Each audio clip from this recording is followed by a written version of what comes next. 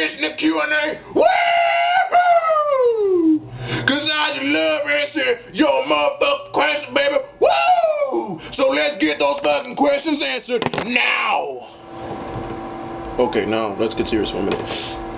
How did you like the corporate ministry storyline back in 1999? I really didn't care too much about it, but I do remember when the corporate ministry first started, and basically this happened in the first ever SmackDown tapings, and so it was actually pretty shocking at first, but after a while I didn't really care. But I really loved the ministry storyline, especially the way they tweaked Undertaker's gimmick a little bit, and when he do stuff like, you know, sacrifice Stephanie McMahon, and his look was a lot better. You know, it was pretty crazy. I liked it. What are your views on Kurt Angle in TNA? Personally, I feel that he has become a bit stale. Do you feel a heel turn can benefit him? I agree with you. He does become a bit stale, and I feel that TNA is giving him way too much attention and bringing down some of their homegrown talent.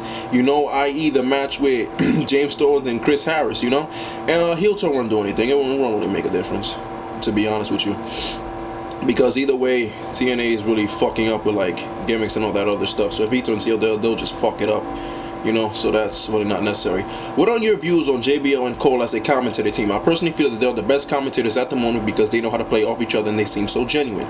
Do you think the more WWE stars come to TNA, the more TNA stars get pushed down, i.e. Angle, Cage, lead to the stealing of the spotlight of Samoa Joe?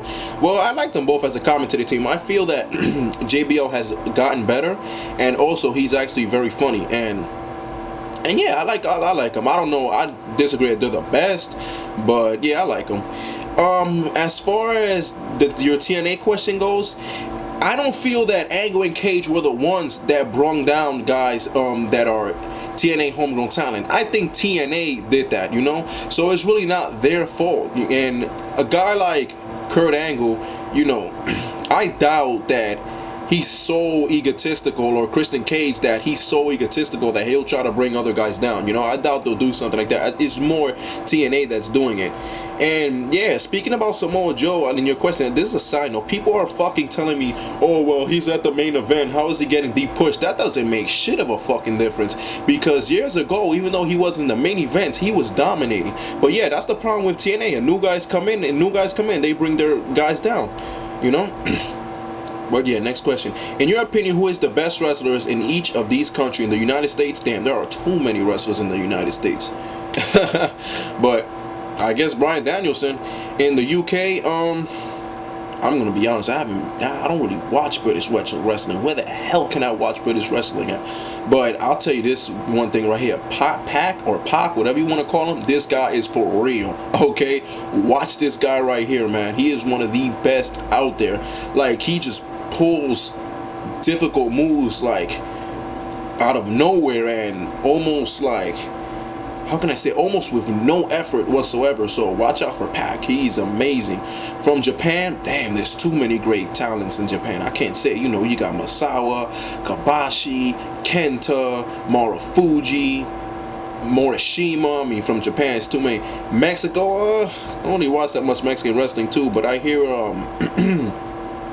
who is this high flyer's name that they're gonna, that the WWE wants to sign? I hear Mystical is pretty good, and the WWE wants to sign him, but there's a problem because he doesn't really speak English. But the best Mexican wrestler from there, that's wrestling there at the time, the only one I know about really is Mystical. ECW has a better roster: Sandman, Beiot, cmpunk, Burke, Corvan, Striker, and Thorn. RVD if he stays. Who do you think has the better show? Okay, you didn't specify anything, so I'm guessing you're meaning from SmackDown, ECW, and Raw. Right now, the better show is turning out to be Raw, because a lot of people are going to be tuning in to next week to see what's going to go down. But talent-wise, I think each show got their fair amount of talent. WWE just not using them right. What is your opinion on the six-sided ring? What is your favorite lockdown match of all time? The six-sided ring, I kind of like it. You know, I don't have a problem with it like many other people do. I actually feel it's innovative. And yeah, to me, they say it provides more high flying, but I don't think so. I don't know about that. What is your favorite lockdown match of all time? My favorite lockdown match is AMW versus Triple X. Do you think Lashley, Mr. Kennedy, or King Booker will beat John Cena for the title? I don't know. I really don't know. But Mr. Kennedy, he's gonna win the title. He's going to win the title. From here to WrestleMania, he will win that title. Trust me. Trust me, he's going to win it. Do you think when Rey Mysterio comes back, he could go to ECW? Thanks, man. Maybe, I don't even know, to tell you the truth, because the WWE has been putting up, you know, they've been putting good stuff, but they've been putting on a lot of dumb shit.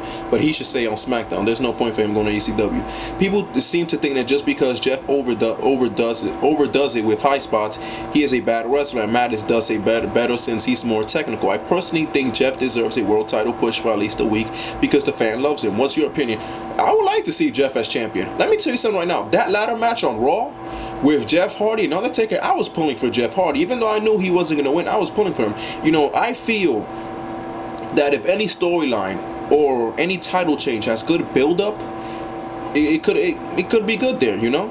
Jeff Hardy as champion, I wouldn't mind seeing that. I would actually love to see that, you know. Who wouldn't? Do you think that if WWE drafted more of their cruiserweights to ECW, they can restore some of the former glory to the show? And if you could put any of these 8 wrestlers in from any promotion, Money in the Bank ladder match, who would you choose? Yeah, I think if they had more cruiserweight matches, they'll make it better, because all the cruiserweights on SmackDown are not even being used. So yeah, that's actually a good idea, man. You know, great thinking.